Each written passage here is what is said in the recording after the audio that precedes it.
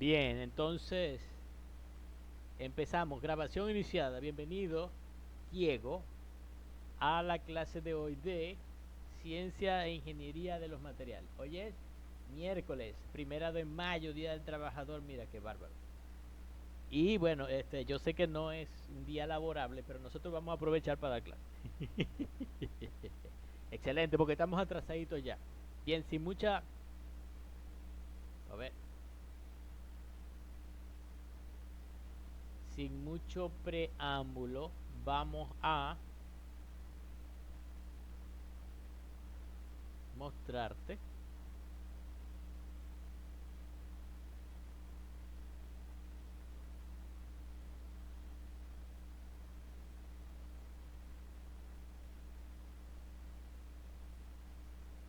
bien. Aquí nosotros nos habíamos quedado en la clase anterior, en donde estábamos hablando del enlace metálico, y quedamos justamente en esta diapositiva, en cómo afectaba las diferentes características del enlace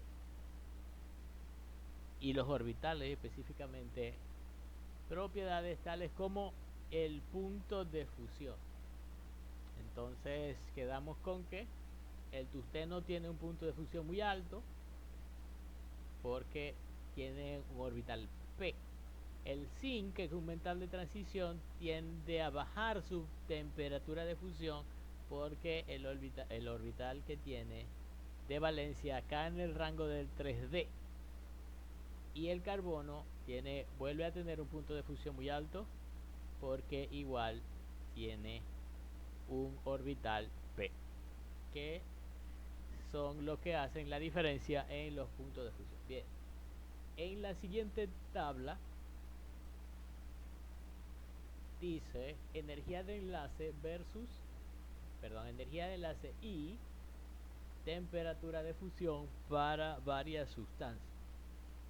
Entonces el tipo de sustancia sería enlace con enlace iónico, con enlace covalente, con enlace metálico. Estoy hablando de la columna de la izquierda, donde dice bond typing, bonding type, es la cosa, bonding type, o sea, tipo de enlace.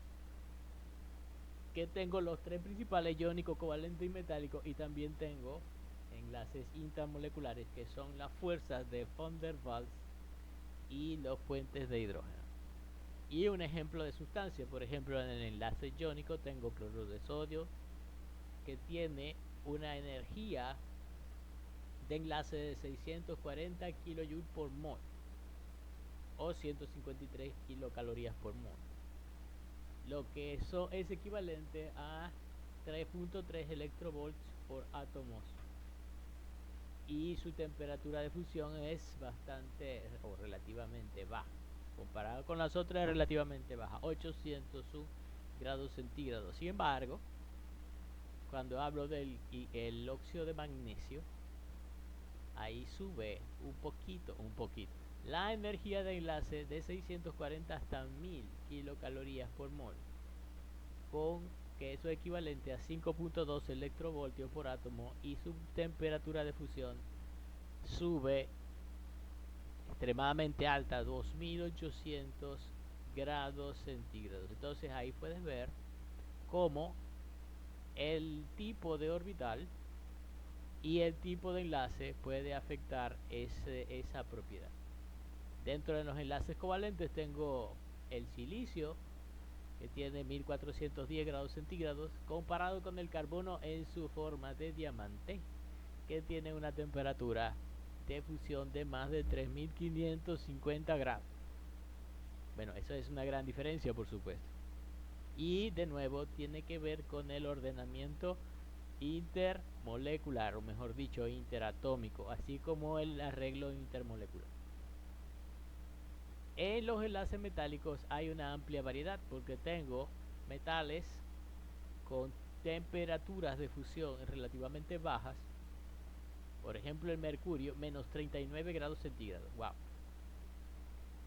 Pasando por el aluminio, 660 grados centígrados. Luego hierro, 1538. Y también tungsteno o wolframio, con 3410 grados centígrados. Entonces es bastante heterogéneo el rango de temperaturas en la parte del enlace metálico.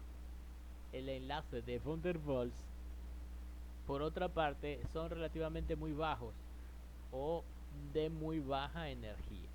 En el caso del argón, la temperatura de fusión es menos 189 grados y del cloro es de menos 101.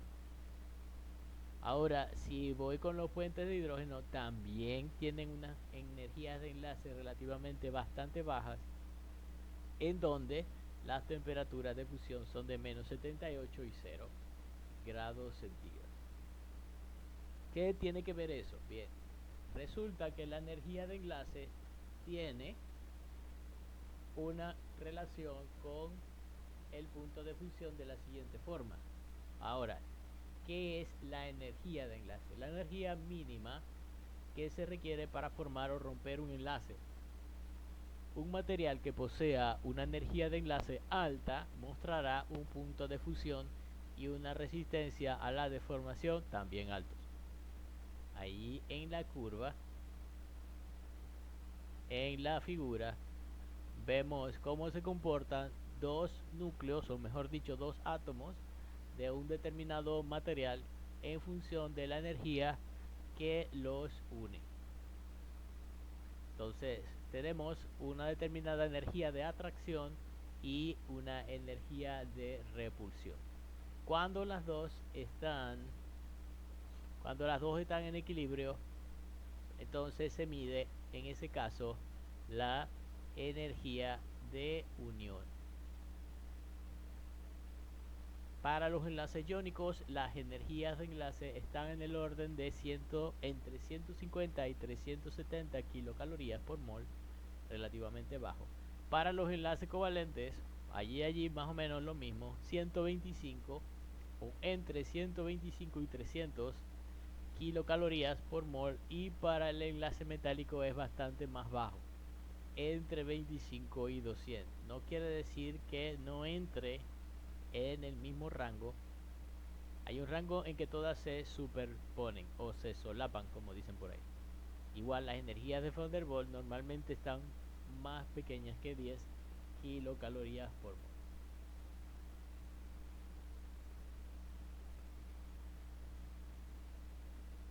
La energía de enlace depende o está también relacionada con el espaciamiento interatómico.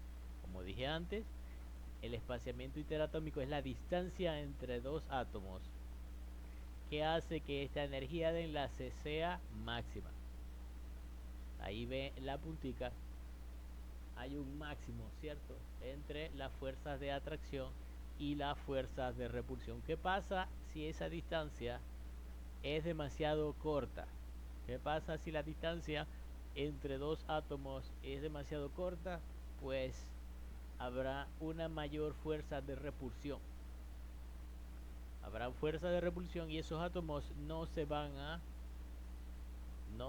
poner en contacto con unos con otros, no se van a atraer. Quiere decir, obviamente, que al tratar de despegarse, la temperatura de fusión de los átomos va a ser baja, relativamente. Lo mismo, bueno, tampoco tanto. Si los átomos están muy separados, eso sería si los átomos estuvieran muy juntos, las fuerzas de repulsión son altas. Si los átomos están muy separados, no es que las fuerzas de repulsión son altas, es que la fuerza de atracción es demasiado baja. Entonces allí tiene que haber un compromiso. Entonces los átomos no estén ni demasiado cerca, echa para allá, está muy pegado, no se quiere, ni demasiado cerca ni demasiado lejos, porque si están demasiado lejos o alejados, el otro átomo no va a poder tratar de acercarse a él. Entonces tiene que haber una distancia perfecta, vamos a decir que no perfecta, sino óptima.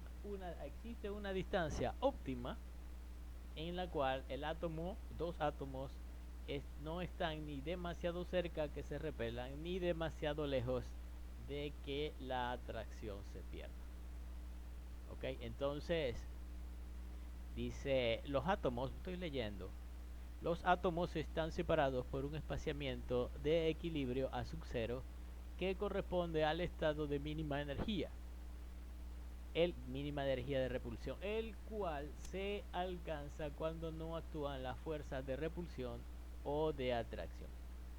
La energía de unión es la energía requerida para crear o romper el enlace, y la energía de unión elevada implica una gran resistencia del material y un alto punto de fusión. Entonces, eso es súper importante. Aquí tenemos otra de las características. Dice la diapositiva propiedades de los materiales. Esa curva que vemos ahí es la curva de fuerza-distancia. Esa curva implica fuerza-distancia, llamado también curva de deformación. La curva de deformación o la curva de esfuerzo que se hace cuando yo le aplico una fuerza de tensión a un material y este se comporta de esa forma. Fíjense que, bueno, voy a leer a ver qué dice en la de arriba. La relación fuerza-distancia permite estimar la respuesta frente a un esfuerzo del material. ¿Okay? Esfuerzo del material. ¿Cuál es esa resistencia? Fíjense que en cada curva, que representan dos casos, yo calculo la pendiente. ¿Cuál es la pendiente? La pendiente es dF con respecto a dA. Para ver. Sí, siendo A la distancia. dF sobre dA es la derivada. ¿Cierto? Si un enlace es fuerte, la derivada la pendiente de la curva es alta. Si un enlace es débil, la derivada es baja. Por lo tanto, la fuerza del enlace dependerá de, vamos a ponerlo si vamos a hablar en lenguaje matemático. En lenguaje matemático dice que la fuerza del enlace es directamente proporcional a la primera derivada de la curva de esfuerzo contra distancia. Eso se llama módulo de elasticidad. ¿Okay? Elasticidad es un tipo de propiedad de los materiales. El módulo de elasticidad está relacionado con la pendiente. Una pendiente mayor está relacionada con alta energía de enlace y un punto de fusión mayor.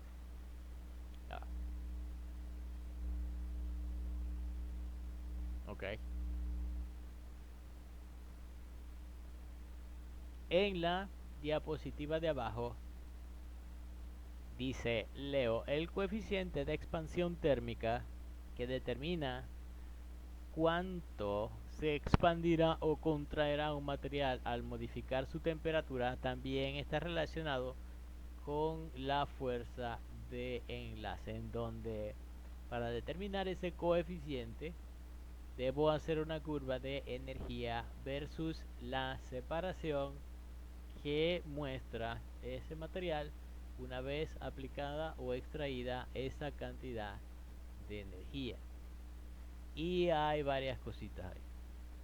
Normalmente el módulo de elasticidad es delta E. El delta E es el cambio en energía esperado para un material debido a una separación, a un cambio de distancia entre dos átomos. Bien.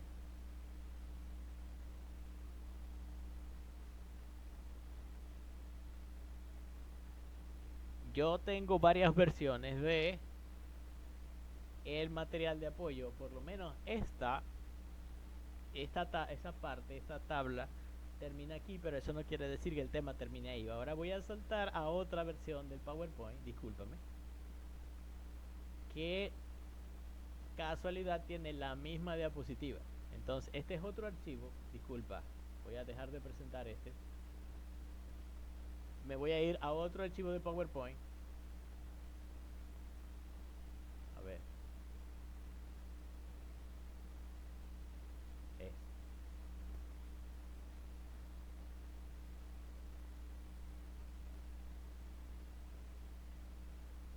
como ves, es esta la misma diapositiva con que terminé en, en el archivo anterior de materiales, dice lo mismo. Entonces, hay unas cosas que ya vimos y otras cosas que todavía nos falta por ver. Pero este material sigue para adelante. Entonces, vamos a ir para adelante. En lo que ya hemos visto, simplemente vamos a hacer como una revisión o resumen. ¿Okay? Y me voy a detener más en lo nuevo. A ver, aquí.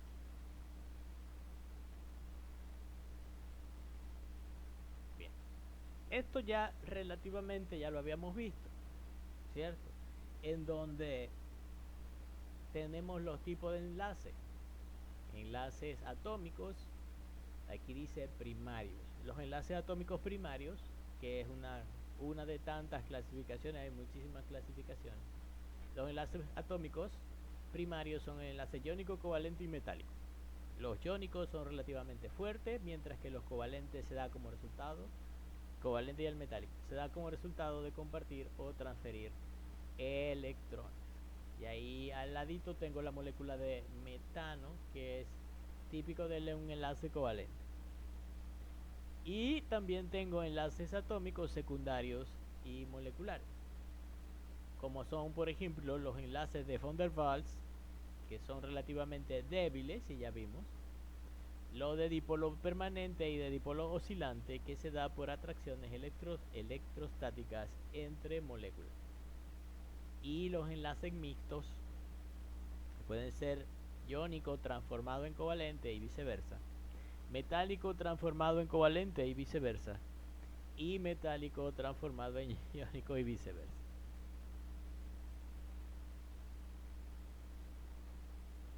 Repito lo que ya hemos visto, simplemente vamos a pasarlo rapidito. Los enlaces covalentes se forman compartiendo electrones de valencia entre dos o más átomos. Son enlaces direccionales, es decir, tienen una ductilidad reducida. Enlaces muy fuertes, materiales muy resistentes y duros, tienen un punto de fusión relativamente bajo, lo vimos en la tabla. Los enlaces covalentes no es que fueran muy altos, excepto el del diamante, pero eso es un tipo particular. Y cuando una sustancia hierve o se funda, el enlace covalente entre los átomos permanece intacto y tiene baja conductividad eléctrica, porque como ya saben, la conductividad eléctrica no es precisamente uno de los fuertes del enlace covalente, sino más bien del enlace metálico, ¿cierto? La conductividad eléctrica depende de ¿qué? De la banda de conducción, y esta banda de conducción solamente se activa en el enlace metálico porque hay electrones libres. Bien, el enlace iónico se forma cuando un átomo dona sus electrones de valencia a otro distinto para llenar la capa externa de energía de la segunda clase de átomos.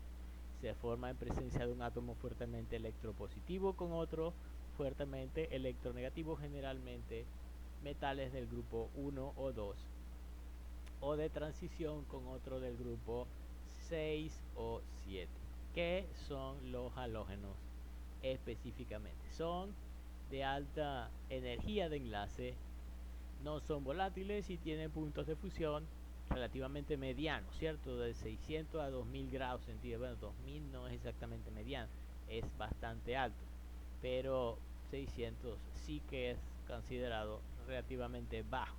El enlace iónico debe ser roto para fundir el sólido y separar los iones de cargas opuestas. No son conductores para nada, ya dije sobre la conductividad eléctrica, porque los iones están situados en posiciones fijas. Sin embargo, son buenos conductores cuando están fundidos o disueltos en agua. Sólido molecular. Tal vez no nos hemos parado demasiado en esta parte. Vamos a rápidamente definir qué son los sólidos moleculares. Dice la diapositiva: todos los átomos se mantienen unidos por una red de enlace por pares de electrones. Los materiales que presentan este tipo de estructuras son siempre sólidos, a por lo menos a 35 grados centígrados, y se les conoce como sólidos moleculares. Este tipo de materiales posee algunas propiedades características. Por ejemplo, altos puntos de fusión, por lo general sobre los 1000 grados centígrados, y es necesario romper los enlaces covalentes. Insolubles en todos los disolventes más comunes y son pobres conductores de electricidad en rasgos generales, quiero decir. Ejemplo de un sólido molecular es el diamante, cuyo punto de fusión es 3570. Es alto para ser solamente un material unido con enlaces covalentes. Por eso dije que el enlace covalente tiene bajo punto de fusión, excepto el diamante. Pero este punto de fusión del diamante tan alto no es necesariamente por solamente considerar los enlaces, sino también por la forma o la estructura en que estos enlaces están distribuidos. El carburo de silicio. El carburo de silicio es lo que se emplea en herramientas de corte. Y no solamente en herramientas de corte, también por ejemplo en lijas. Si ustedes han tenido alguna vez la necesidad de lijar algo o utilizar una lija, pues déjenme decirles que el material con que está hecho la lija es carburo de silicio. Bueno, por lo menos las lijas negras que se utilizan en ferretería, la lija negra esa que se utiliza para lijar y sacar el óxido de los metales, es carburo de silicio. No tengo la menor idea de si la lija que usan las muchachas, por ejemplo, para las uñas, para hacerse la pedicura o algo por el estilo así, sea también carburo de silicio. Probablemente sí lo es. Probablemente sí lo es. Entonces, no es que toda la lija sea carburo de silicio. Ellos agarran una hoja de papel, un papel especial engomado, y le rocían por arriba para formar una pequeña capa superficial de carburo de silicio. Entonces, ¿para qué? ¿Para qué se utiliza eso? Bueno, el carburo de silicio es súper duro y tiene un punto de fusión muy alto. Entonces, al ser súper duro, él rayará cualquier cosa o casi cualquier cosa que no sea, por ejemplo, un diamante. Entonces, si yo quiero fabricar lijas, tendré que buscar una buena dotación de papel, cortarlo en cuadritos, echarle goma y rociarle por arriba una de una fina capa de polvo de carburo de silicio. El número, yo no sé si ¿cómo se llama? No sé si Diego sabrá qué significa el número en tu lija o cuántos tipos de lija hay.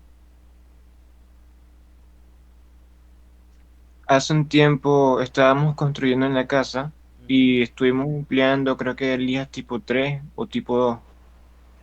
Y depende de, o sea, qué uno va a lijar. Por ejemplo, si uno va a lijar cemento, utiliza una lija de creo que es tipo 3. Pero hay veces que uno tiene que lijar cosas, eh, no me acuerdo si el concreto no se lijaba. Había una cosa súper dura, creo que era bloque, Mm, ya va. algo loco. Y Algo. empleaban lija tipo 5 algo así, no me acuerdo. Y depende mucho de qué tan áspero quiere que sea uno la lija. Sí. Dame un momentico. Yo creo que tengo un ejemplo de una lija por ahí. Te espera un momentico. Ay, ay.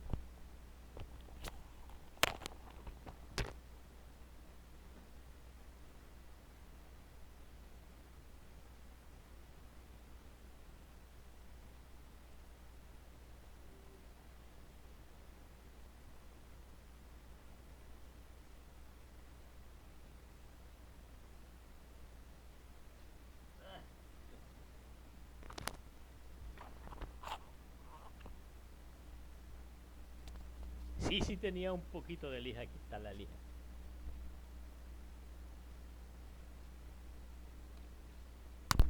Pero lamentablemente, a lo que lo volteo, no aparece el número. Bueno, resulta que hay un código para las lijas y ese código tiene que ver con el tamaño del grano. ¿Qué grano? El grano de carburo de silicio. Porque el carburo de silicio es una piedra. Y resulta que para yo hacer la lija tengo que pulverizar esa piedra, hacerla polvito. Y el polvito viene en grano grueso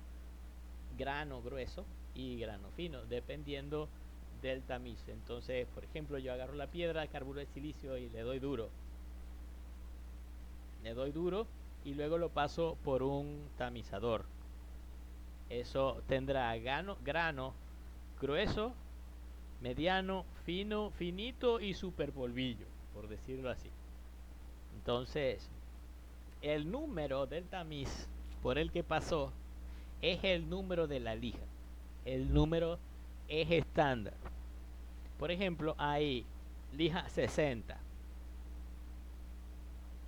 La lija 60 es un granote así, bien grueso, y eso se utiliza para lijar cosas como concreto, que son relativamente duras. Pero no sirve mucho si uno lo que quiere es hacer un pulido o lijar cosas suaves como madera y estas cosas. También luego de el número va aumentando, ¿verdad? 60, luego viene 80. El tamaño del tamiz por el que pasó. Luego de 80, que también es muy gruesa, viene la 100, que es relativamente mediana. Luego 100, 120. Luego de 120 hay 180 y así sucesivamente. 180, 200, 240, 260, 280, 320, 400, 480, 520, 600. Esto que está aquí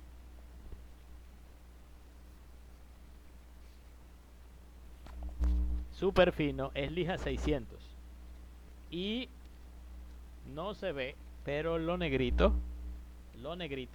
es carburo de silicio que ha pasado por un tamiz 600. El tamiz 600 es súper pequeñito y por supuesto que no se siente que fuera una lija, esto se siente súper suave, pero no te confundas, ¿eh? Esto puede rayar muchas cosas y uno se hace la pedicura con estas cosas. Para la madera sirve también porque es para cosas suaves. Y esto se utiliza para darle un acabado superficial muy suave a las cosas. Si tú quieres un acabado pulido a las cosas, talla, por ejemplo, alguna talla de madera si se trabaja con madera. O si quieres un acabado pulido sobre una piedra, que también en partes de cosas arquitectónicas se hace, se utilizan lijas finas. En corrosión se utiliza para preparar la superficie de los materiales que uno va a probar para la corrosión. Normalmente uno utiliza en corrosión esta clase de cosas para lijar la superficie, retirar el productos de corrosión y luego preparar, como dije antes, la superficie para alguna prueba que uno le vaya a hacer, porque debe estar una superficie súper pulida. Dime, ¿tienes preguntas?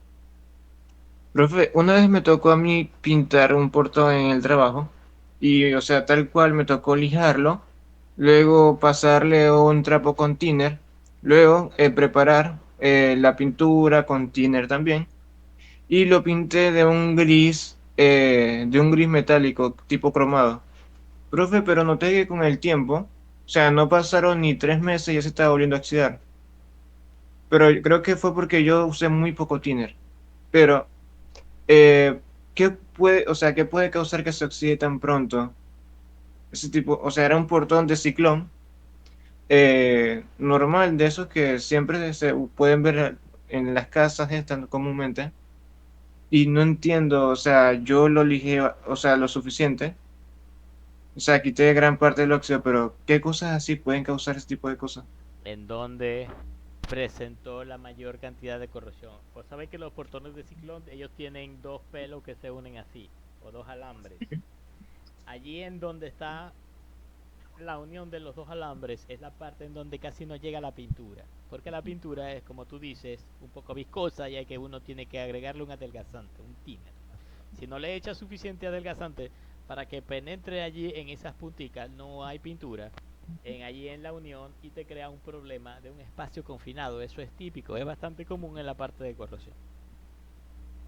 Ahora, si no es en la unión, uno tiene que hacer un análisis más más exhaustivo de cuál es la posibilidad, porque hay muchísimas zonas débiles en esa clase de estructura en donde se puede esperar corrosión.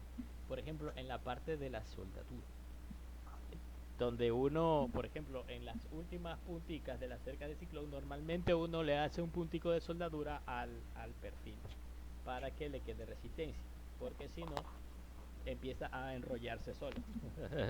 Entonces no te sirve. Entonces en esa parte donde le pusiste un puntico de soldadura, tienes que aplicarle un extra de cuidado allí. Y también puede ser en aquellas zonas en donde no se ha lijado bien, porque resulta que muchas de los recubrimientos de pintura protectores, ellos dicen que primero tienen dos requisitos. El primer requisito es una preparación de superficie.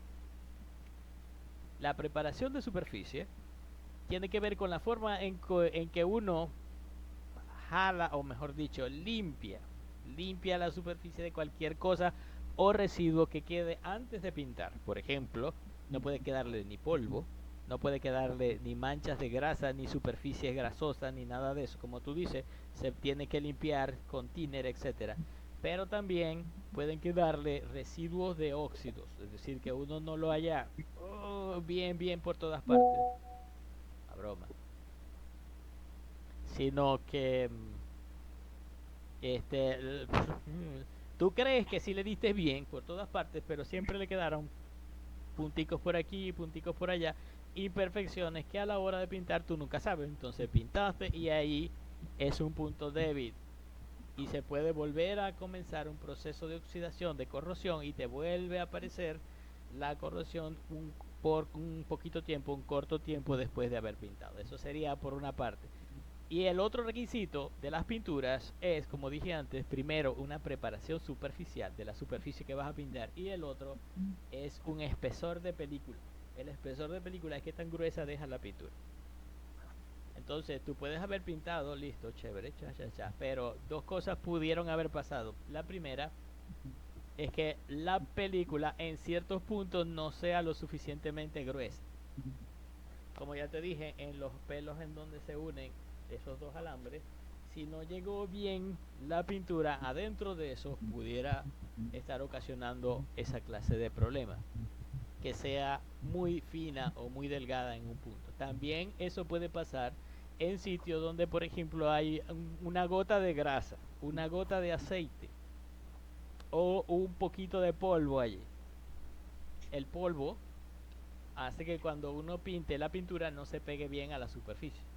Y si no se pega bien a la superficie, entonces obviamente no hay suficiente pintura allí en donde estaba ese granito de polvo, y te va a crear una imperfección. Entonces la pintura tiene que ser no muy delgada, pero tampoco muy gruesa. Entonces uno pinta, listo, le hace la otra capa, le da 3 capas, le da 4 capas, entonces te queda una pintura así de gruesa y tampoco sirve. La pintura tiene que tener un espesor recomendado, porque si es muy gruesa, ¿qué es lo que pasa? El mismo peso de la pintura te la va a separar, porque entonces va a traerse toda la pintura porque es demasiado gruesa, demasiado pesada, y tiene que tener una adherencia, como es como si, por ejemplo, tú has visto esas películas del hombre araña. ¿Por qué el hombre araña no es gordo? Porque tiene que ser flaco para pegarse a las paredes. Imagínense tú tratar de balancear un tipo de 100 kilos con solamente la yemita de los... No se puede. Bueno, disculpa por el ejemplo. Pero si una película, si es demasiado pesada, si tiene demasiado espesor de recubrimiento, tiene un peso que se trae el resto de la película. Entonces te van a aparecer grietas. Te van a aparecer grietas en el recubrimiento y se te va a empezar a descascarar, se te va a empezar a pelar. Algunas películas o algunas pinturas, luego con la edad, los viejitos somos así. Las pinturas a veces con la edad también pueden sufrir el mismo problema. Empiezan con grietas y después resulta que se te viene toda la pintura y tú dices, ay, ve, la pintura esa se está pelando, se está descascarando. Sí, las pinturas viejas tienen ese pequeño problema. Y también las pinturas que fueron mal aplicadas y que le dejaron mucho, la dejaron muy gruesa. Si las deja muy gruesa, eso se te puede ocurrir a continuar. Bueno, pero nosotros no, esta no es una clase de corrosión, disculpa, se me fue la vaina. Este, No, no sé. dale, dale. No, considero que como no le apliqué suficiente pintura, pero bueno. Ok, ok, Eh, entonces fue el caso tuyo que no se le aplicó suficiente pintura. Bien, está bien. A ver, continúo. Ah, ya casi vamos a hacer hora. Bueno, no importa. Aquí. Los materiales que presentan, todos los átomos mantienen unidos una red de enlace de pared, bla, bla, bla, bla, bla. Ok, sólidos moleculares. Los materiales que presentan este tipo de estructuras son siempre sólidos a 25 grados centígrados y se les conoce como sólidos macromoleculares. Este tipo de materiales poseen algunas propiedades características. Altos puntos de fusión, por lo general sobre los 1000 grados centígrados. Es necesario romper los enlaces covalentes. Insolubles en todos los disolventes más comunes y pobres conductores de electricidad. ¿Ok? Entonces ya habíamos visto en lo del carburo de silicio, dióxido de silicio o lo mismo que decir cuarzo. ¿Ok? Cuarzo es el nombre del mineral y la fórmula química o el nombre científico es dióxido de silicio, pero mucha gente lo conoce como cuarzo. El cuarzo puede ser o natural o sintético, pero hay otro componente que tiene cuarzo o que es principalmente hecho de cuarzo, que es el vidrio. ¿Sí? El vidrio es un material que nosotros lo llamamos semisólido. El vidrio en realidad sí en realidad es un poco profundo, pero el vidrio tiene algunas propiedades de los líquidos. Uno dice que el vidrio es un líquido. ¿Será cuando está a 100 grados centígrados? ¿Será cuando está fundido que el líquido, perdón, será cuando está fundido que el vidrio se comporta como un líquido? Y yo le digo, sí, por supuesto. Pero cuando el vidrio está a temperatura ambiente, cuando el vidrio está sólido, tiene algunas propiedades que se parecen a los líquidos.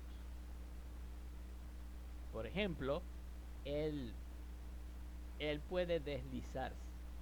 ¿A qué llamamos nosotros deslizarse? Bueno, tú sabes que los líquidos, por ejemplo, tú mantienes un líquido en una superficie plana, una gotica de agua, y la gotica de agua va a quedar ahí. Ahora mueve esa superficie plana en un ángulo y lo inclinas y esa gotica de agua se desliza, se va como que corriendo a una determinada velocidad, se desliza por la superficie, ¿cierto? Eso tiene que ver mucho con la densidad y la viscosidad del agua, ¿cierto? Además de la temperatura. Bueno, adivina que el vidrio hace igual, pero a una velocidad tan baja que es completamente imperceptible para el ojo humano, porque la viscosidad del vidrio es muy grande. Entonces nos dice, el vidrio es un material semisólido. También podemos decir un material semilíquido, pero ajá, ¿para qué te voy a confundir más? ¿No? Entonces, si te preguntan, ¿hay líquidos que pueden comportarse como los sólidos? Sí, sí hay líquidos que pueden comportarse como los sólidos. Por ejemplo, el agua congelada. Un líquido que... Pero a temperatura ambiente, sí, a temperatura ambiente está también el vidrio, que es un... en teoría es un sólido, pero tiene, repito, algunas propiedades que se parecen a los del líquido. Entonces, este tipo de material... sigo leyendo. Dióxido de silicio, cuarzo, quedé allí, ¿verdad? Dióxido de silicio, cuarzo, componente principal de la arena de mar. Arena de mar, no arena de playa.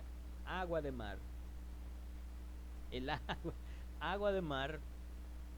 Y cuando es arena se llama arena de playa, cuyo punto de fusión es 1400 grados centígrados. Entonces, para hacer vidrio se requiere fundir arena, o en otras palabras, dióxido de silicio, alrededor de esa temperatura, 1400 grados centígrados. Pero para hacer cuarzo se requiere un poco más, porque aunque el cuarzo y el vidrio tengan las mismas, completamente las mismas composición que el dióxido de silicio, el cuarzo tiene un pequeño detalle, que tiene un arreglo estructural regular, mientras que el vidrio no tiene. Bien, pero eso lo podemos ver un poquito después. Vidrio ordinario,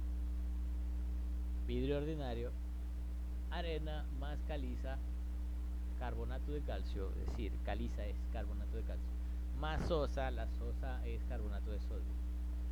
Da como resultado óxido de silicio más sodio más calcio. Punto de fusión del vidrio 600. El punto de fusión del vidrio es bastante más bajo que el del dióxido de silicio. Fíjate, el dióxido de silicio 1400 grados. Pero si tú le agregas esto, carbonato de calcio y carbonato de sodio, te va a dar como resultado una disminución en el punto de fusión hasta aproximadamente 600, menos de la mitad. Y por eso lo puedes fundir, lo puedes formar, lo puedes conformar, todo lo que tú quieras. El vidrio Pyrex o Kymax, no sé si tú lo has visto en algunos vídeos de laboratorio que dicen Kymax o Pyrex. Se le agregan cosas como silicio metálico, o silicio no es un metal, perdón, silicio elemental, boro, también puede agregarle aluminio metálico, sodio metálico o potasio metálico, para incrementar el punto de fusión de 600 a 800 grados centígrados, tener un vidrio que sea más resistente a la temperatura. Esto es porque este vidrio sirve para hornos. Los hornos típicos de los laboratorios, por ejemplo, aquellos que se utilizan para hacer pruebas como ceniza y estas cosas, ceniza en materiales orgánicos, ceniza y estas cosas, llegan alrededor de 600, tal vez 650 grados centígrados. Fíjese que está dentro del rango de temperatura de fusión del vidrio común. O sea que un vidrio común y corriente lo metes en un horno y fundido. Se te va a fundir el vidrio, vas a romper todo el vidrio. No. Pero el vidrio Pyrex o el, como llamamos por aquí, el vidrio Kymax, te resiste a otros 800 grados centígrados, agregándole cositas como boro, aluminio, silicio elemental, sodio, potasio, etcétera, y te sirve hasta más de 800 grados centígrados. Entonces, vidrios especiales, sí, por supuesto. Los vidrios especiales, como por ejemplo los antibalas, nada. Se le agregan ciertas sustancias para ser resistentes al impacto, o sea, aditivos al vidrio. Además de que no es una sola capa de vidrio. Los vidrios, por ejemplo, antibalas, son capas de vidrio que tienen vidrio, una película transparente de un polímero. Normalmente este polímero está relacionado con el popular Kevlar. El Kevlar es con lo que está hecho, por ejemplo, los chalecos antibalas y algunas cositas adicionales. Es súper resistente, pero es resistente cuando está en multicapas. Entonces tú, por ejemplo, puedes utilizar una capa de vidrio, una capa de polímero, una capa de vidrio, una capa de polímero, una capa de vidrio, y así sucesivamente los vas como que pum pum pum superponiendo una con otro, y uno va haciendo una tortica así. Por eso es que el vidrio antibalas es relativamente gruesecito, ¿cierto? Porque dependiendo de la cantidad o número de capas que tengas, va a aguantar mayor impacto, pero al mismo tiempo va a ser más gruesecito, más gordito. Entonces, ¿en qué se utiliza eso? En múltiples aplicaciones en donde necesitas seguridad. Por ejemplo, las ventanas de los bancos. Si quieres hacer edificios con mucha altura, no puedes poner allí un vidrio común y corriente, un vidrio normal. Imagínate que venga un pájaro ahí y plum, se estrella contra la ventana esa y se rompe la ventana y el vidrio cae para el suelo. Dios mío, ¿a cuánta gente abajo lo vas a matar? Porque le caen vidrios en la cabeza. No puede ser. Entonces tiene que ser vidrio de alta resistencia y también que resistan a las ráfagas de viento. Algunos edificios que son relativamente altos tienen estas estructuras que se equilibran con el viento y por supuesto necesita vidrios resistentes en un lado y unos túneles de viento que permitan el paso de la ráfaga de viento, si no, el edificio va a actuar como una vela de un barco. Imagínense, y el viento empujando y empujando, algún día te va a tumbar el edificio. Entonces, no, los arquitectos saben hacer de estas cosas muy bien. Ellos diseñan los edificios de una forma aerodinámica. Como no tengo la menor idea porque no soy un arquitecto, pero de tal forma de que en un ángulo entre el viento y por el otro sale. Entra el viento y sale por allá, sin afectar demasiado las estructuras de los edificios. Hay algunos arquitectos que utilizan huecos en el edificio, es decir, dejar una ventana abierta.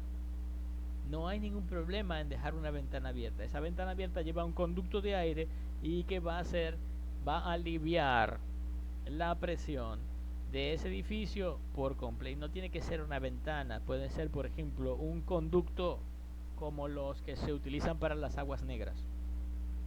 Lo único que tiene que hacer es canalizar el exceso de viento en una dirección y ya está. Entonces, los arquitectos saben de esa vaina, yo en realidad. A ver. Ya. Bien, lo del enlace metálico ya lo habíamos visto en su oportunidad, así que eso me lo voy a saltar. Uy, son las 11:05. Lo voy a dejar hasta aquí porque tengo clase de balance con los muchachos de balance ahorita. Entonces, voy a dejar de presentar esto para la despedida. Bien, ¿alguna pregunta hasta ahora? No. Bueno, dale. Tú- Si Dios quiere, nos vemos el sábado. ¿Vale? Dale. Si Dios y la luz quiere y San Cuerpolec, Santa Electra y todos esos santos nos dejan dar clase. Esperemos que todo sea, o sea, todo sea de acuerdo al plan, profe. Dale. Pero bueno, Ok. lo dejo. Igual. Hasta luego, pues. Hasta luego, profe.